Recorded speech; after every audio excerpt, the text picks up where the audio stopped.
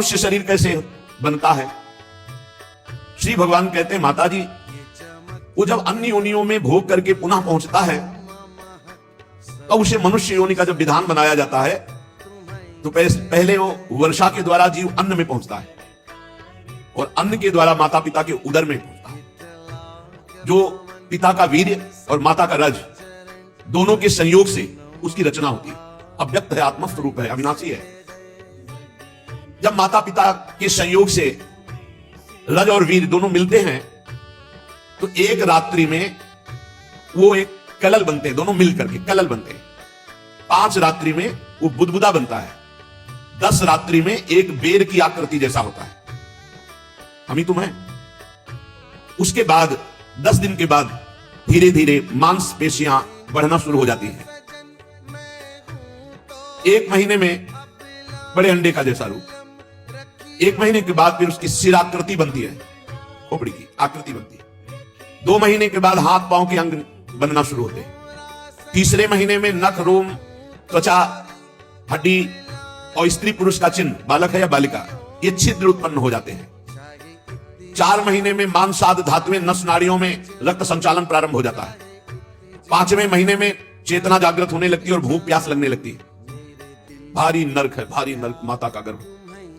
6ठे महीने में त्राहिमाम बोल देता है, इतना कष्ट। झिल्ली से लिपटा हुआ मां की दाहिनी कोख में बच्चा रहता है, वहीं आसपास मलाशय और मूत्राशय है। उस समय माता को खट्टे चरफरे वस्तुएं पाने का शौक होता है, हर माता को खट्टी चीजें पाने का। वो सब जाकर उसके शरीर को जलाती है, ताप पैदा करती है। माता के खाए हुए खट्टे चरफरे, नमकीन, मिर्च आदि वाले पदार्थ जघन्य मलमूत्र के गड्ढे में पड़ा हुआ वो शरीरधारी जीवात्मा भारी कष्ट भोगता है। सुकुमार होता है, वहां विष्ठा के कीड़े छोटे छोटे उसके अंग प्रत्यंगों को नोचते हैं। भारी क्लेश, इतना क्लेश की क्षण क्षण में उसे मूर्छा आती है। माता को और पसंद होता है गर्मा गर्म, कड़ुआ, तीखा, नमकीन, रूखा, खट्टा, आंतों से घिरा हुआ और सिर, पेट की ओर तथा पीठ और गर्दन कुंडलाकार। ऐसे बहुत कष्ट मां के गर्भ में, बहुत। और देख लो, बड़े ज्ञाता बनते हो। 25 वर्ष, 30 वर्ष, 40 वर्ष की बात है, इसी घर में रह के आए हैं हम सब इसी मां के गर्भ में रह के आए हैं।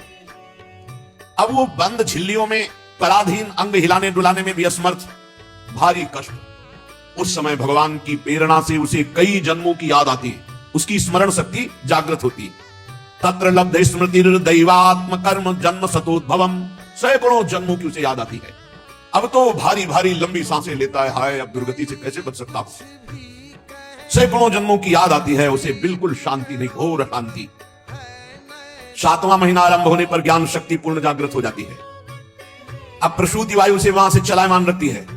यहां माता को आनंद होता है, बच्चा देखो हिल रहा है। उसे भारी पीड़ा, भारी अशांति, भारी क्लेश। केवल जीवनी शक्ति नाभि के द्वारा जो नाल है उसी से, न श्वास लेने की, न देखने की, सब कुछ अनुभव हो रहा है। ज्ञान शक्ति जागृत हो गई है।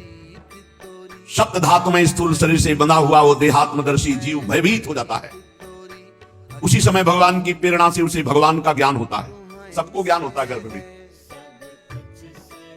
प्रभु सबके हृदय में आप ज्ञान स्वरूप परमात्मा विराजमान हो, सबके हृदय में, सबको ज्ञान देते हो। मैं जीव कर्मजनित बंधन को प्राप्त हो गया हूं। त्रिविध तापों की शांति के लिए मैं आपके चरणों की वंदना करता हूं। प्रभु, मैं देहधारी जीव दूसरे देह माता के उदर के भीतर मलमूत्र और रुधिर के गड्ढे में पड़ा हुआ हूं। जठराग्नि जला रही, कीड़े नोच रहे, दुर्गंध युक्त ये जगह है जहां मैं हूं। उससे निकलने की इच्छा करते हुए दिन गिन रहा हूं प्रभु, एक एक मिनट गिन रहा हूं कि माता के गर्भ से निकलूं। प्रभु प्रार्थना इस बार निकाल दो इस दिन को यहां से। प्रभु इससे बाहर निकलकर जाने की तो प्रबल इच्छा है, पर भय है कि अंधकूप में गिर जाऊंगा, फिर फंस जाऊंगा वही जहां बच्चा हुआ। उसका ज्ञान अपहरण होता है और वो कहता कहां कहां, वो ज्ञान विज्ञान कहां, वो भगवान का ध्यान कहां। और वो बेचारा रो रहा है कि अभी वो जो ज्ञान था, वो जो भगवत ध्यान था, वो कहां कहां। फिर प्रपंच शुरू, अब जवान हुआ, फिर वही दुल्हन, लड़का, बच्चा, परिवार, फिर बुढ़ापा, मरने, पुनरपि जननम पुनरपि मरणम पुनरपि जननी जठरे शयनम। अब वो प्रार्थना कर ही रहा था कि भगवान की प्रेरणा से प्रसव वायु धक्का दिया और मां के घृणित द्वार से बाहर निकला। देख लो हमारी आवागमन की क्या हालत है। और फिर उन्हीं द्वारों में फंस करके वही जाने का विधान बना रहे हैं। उन्हीं द्वारों से निकले और उन्हीं द्वारों में आसक्त होकर फिर संसार का कौन सा सुख है। हे भगवान त्राहिमाम, बुद्धि शुद्ध करें बस, बुद्धि शुद्ध करें बस।